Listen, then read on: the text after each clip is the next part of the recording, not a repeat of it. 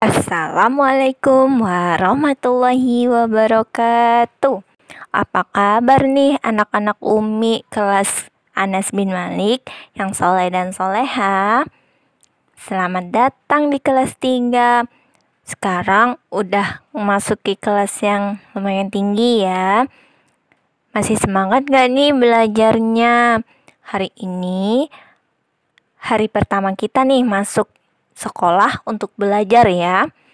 Meskipun masih dalam masa belajar via daring, anak-anak Umi tidak boleh malas nih di rumah belajarnya. Oke, kali ini kita akan belajar tematik. Kita masuk ke tema 1 tentang pertumbuhan dan perkembangan. Subtema 1, ciri-ciri makhluk hidup, dan pembelajaran 1 di pertemuan ke-1. Nah, kalau berbicara tentang makhluk hidup, pastinya nih banyak makhluk hidup yang ada di sekitar kita.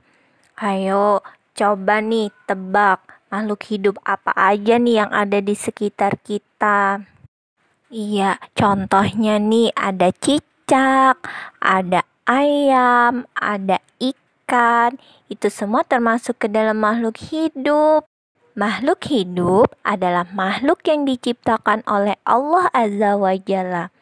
Makhluk hidup itu meliputi manusia, tumbuhan, dan hewan. Jadi, kali ini kita akan belajar mengenai ciri-ciri makhluk hidup. Di pertemuan ini kita akan mencari kosakata yang ada pada ciri-ciri makhluk hidup. Anak-anak Umi, ada yang tahu nggak nih apa aja nih ciri-ciri makhluk hidup? Oke, sekarang Umi kasih tahu nih bocorannya. Ciri-ciri makhluk hidup secara umum itu ada berkembang biak, bergerak, peka terhadap rangsangan, dan membutuhkan makanan dan minum. Selain itu, makhluk hidup juga bernafas, tumbuh dan berkembang. Kemudian dia juga harus beradaptasi. Selain itu, makhluk hidup juga ada nih mengeluarkan zat sisa makanannya. Jadi sekarang udah pada tahu ya apa aja nih ciri-ciri dari makhluk hidup. Sekarang Umi mau kasih tahu nih ciri-ciri makhluk hidup yang ada di sekitar lingkungan kita. Yang paling dekat itu adalah cicak. Cicak adalah salah satu makhluk hidup. Untuk mengetahui ciri-ciri cicak sebagai makhluk hidup, coba nih kalian perhatikan gambar yang ada di samping. Cicak, dia bergerak dengan cara merayap di dinding. Selanjutnya, manusia. Manusia bergerak dengan berjalan menggunakan kaki dan bernafas menggunakan paru-paru. Ada juga nih ikan. Ikan bernafas menggunakan insang dan berenang menggunakan sirip. Makhluk hidup, dia memerlukan makanan dan air untuk bertahan hidup.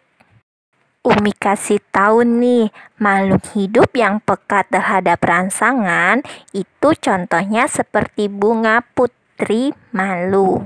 Oke, sekarang dapat kita simpulkan kosakata yang dapat kita temukan pada ciri-ciri makhluk hidup.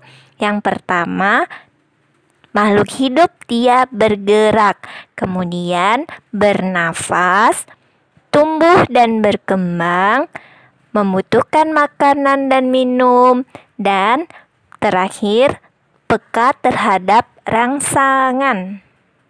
Sekarang anak-anak Umi sudah pada paham belum mengenai ciri-ciri makhluk hidup?